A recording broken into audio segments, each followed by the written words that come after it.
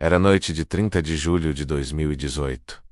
O relógio marcava cerca de 11 horas, quando deixei a quadra do conjunto habitacional. O ar ainda carregava o cheiro de poeira e grama molhada, e minhas pernas cansadas denunciavam a partida de futebol que havia acabado há pouco. O bairro estava silencioso, iluminado apenas pelos postes que falhavam, piscando com intermitência, como se também lutassem contra o sono. Resolvi passar pela casa de Lucas, meu amigo desde a infância, antes de voltar para casa. A rua estava quase deserta quando estacionei em frente ao portão. Lá, sentado em uma cadeira de plástico, estava o pai dele, seu Roberto, aproveitando o vento frio da noite. Boa noite. Cumprimentei, com um sorriso cansado. Boa noite, rapaz, menos respondeu ele, simpático. Jogando bola até essa hora, hein? Jovem é fogo. Rimos um pouco, conversando sobre trivialidades. Logo depois, seu Roberto se despediu e entrou, e eu fui para o carro com a intenção de ir embora. Porém, o que parecia apenas mais uma noite comum, tomou um rumo inesperado. Da varanda da casa ao lado, a porta se abriu com força. Carolina, uma moradora da rua, surgiu cambaleante, apoiando-se no batente. Sua voz arrastada denunciava que as bebidas tinham sido muitas. Você, gritou ela, aproximando-se. Tá muito tarde para ficar rodando por aqui. Surpreso, tentei manter a calma. Tá tudo bem, Carolina. Já estou indo para casa. Mas ela estreitou os olhos como se procurasse um motivo para discutir. E nada, retrucou, elevando o tom. Você acha que pode fazer o que quiser. A rua é perigosa. Eu agradeço a preocupação, mas realmente preciso ir, respondi, ligando o carro. Não me venha com essa, bradou ela. Eu sou mãe. Sei o que estou falando. O tom agressivo me fez decidir encerrar-lhe qualquer diálogo. Engatei a marcha e comecei a me afastar. No entanto, quando alcancei o fim da rua, ouvi um carro acelerando atrás de mim. Olhei pelo retrovisor.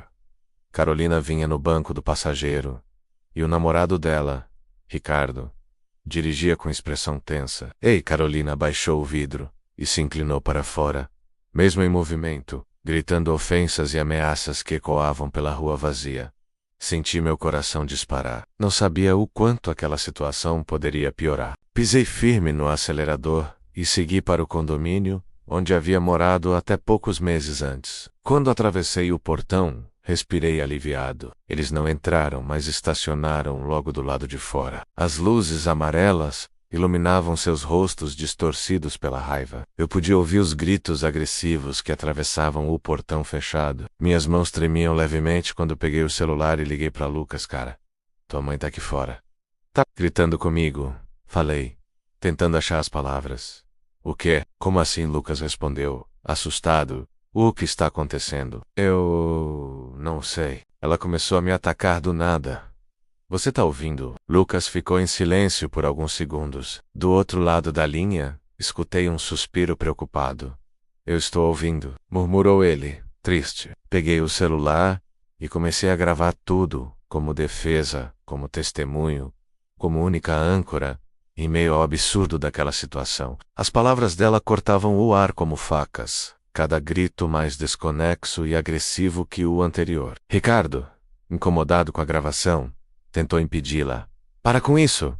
Chega! Vamos embora! Mas Carolina continuava, tomada por uma mistura de fúria e descontrole. Até que de repente ela pareceu quebrar por dentro. Sua voz falhou, as agressões se transformaram em soluços, e ela começou a chorar. Ricardo a segurou pelos ombros, e sem mais nada a dizer, a levou embora. Fiquei parado ali, em silêncio, ouvindo apenas o som da rua que voltava ao normal. A adrenalina demorou a sair do corpo. No dia seguinte, ainda perturbado com a violência e a injustiça de tudo aquilo, fui até a delegacia. Entreguei as gravações, registrei um boletim de ocorrência e narrei exatamente como havia acontecido. Finalmente me senti protegido, amparado pela verdade que eu havia gravado. Porém, alguns dias depois, recebi mensagens de alguém que dizia ser advogado de Carolina. As palavras eram ameaçadoras, mas eu já não sentia medo.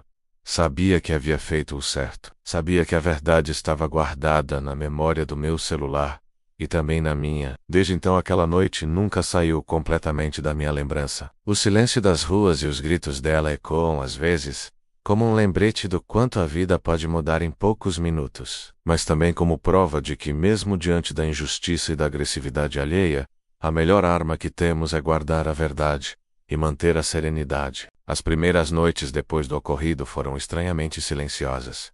Eu dormia, mas não descansava. Toda vez que fechava os olhos, a voz de Carolina voltava menos áspera, cortante, como se ainda estivesse atrás do portão, tentando invadir não apenas o condomínio, mas a minha paz. O celular, que naquele dia havia sido meu escudo, agora se tornara um lembrete constante. O arquivo com as gravações ficava ali sempre à vista, como se me perguntasse o tempo todo: e agora?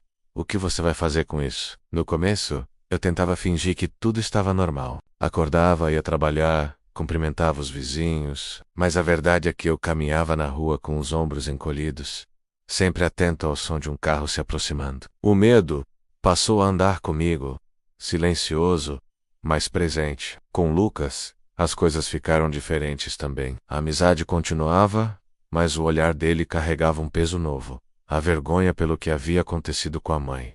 Às vezes ele tentava se explicar: cara, você sabe que ela não é assim. Foi um surto. Ela não estava bem, dizia ele quase suplicando. Eu entendia.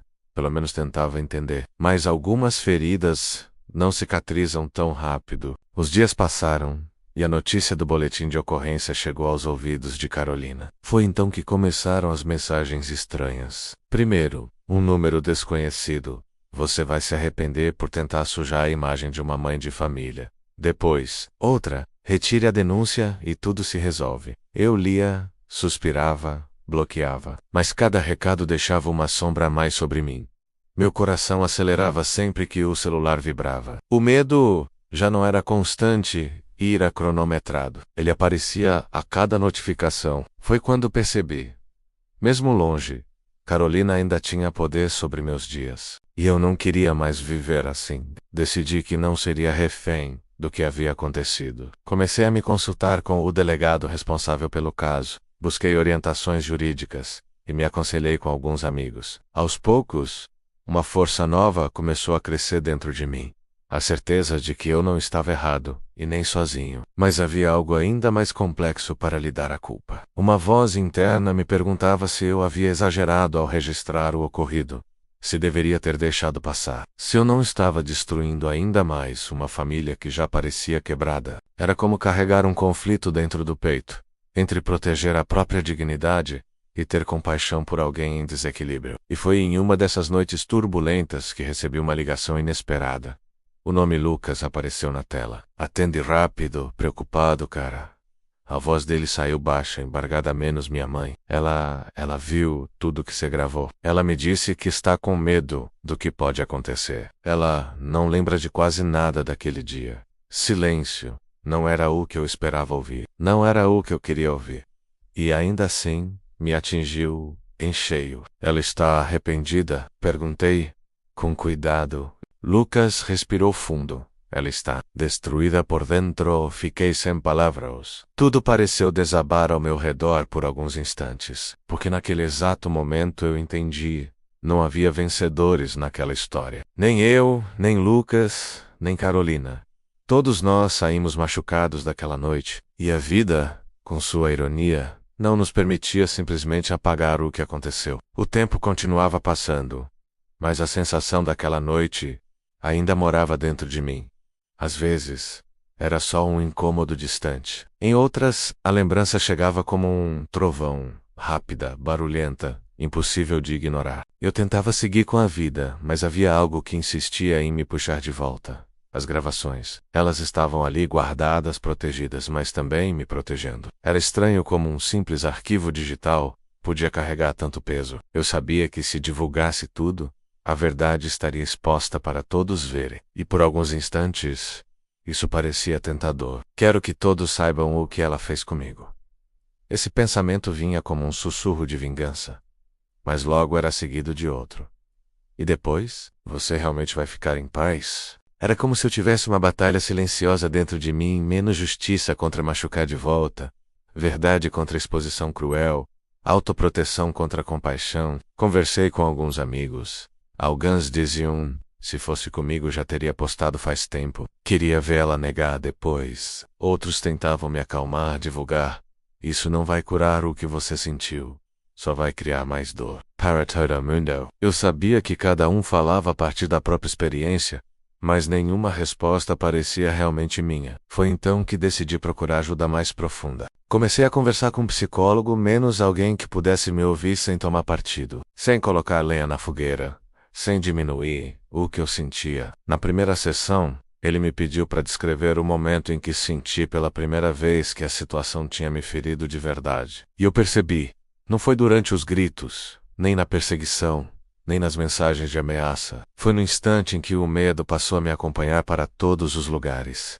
O medo e a raiva. Eu não conseguia admitir isso em voz alta, mas estava com raiva, não só de Carolina, mas de mim mesmo, por ter ficado vulnerável, por não ter antecipado o ataque, por ter deixado aquilo me abalar tanto. O psicólogo me disse algo que mexeu comigo. Você sofreu uma violência emocional e está tentando superar isso sozinho? Ao mesmo tempo em que carrega a responsabilidade de ser o mais maduro da situação, ele estava certo. Eu queria que tudo tivesse terminado naquela noite. Mas a luta verdadeira só começou depois. Certo dia, enquanto revisava as gravações notando detalhes que antes nem lembrava, fui surpreendido pelo som da minha própria voz no vídeo, trêmula, nervosa, tentando manter controle. Foi ali que eu percebi. Divulgar aqueles vídeos seria também divulgar meu medo. E eu não queria ser lembrado assim. Conversei com Lucas novamente, contando sobre meus pensamentos, sobre a dúvida que me consumia. Ele ficou em silêncio, como quem busca palavras com cuidado. Eu não vou pedir para você apagar, nada menos disse, com honestidade. Mas, se existe uma chance de isso não virar uma guerra, talvez seja melhor assim.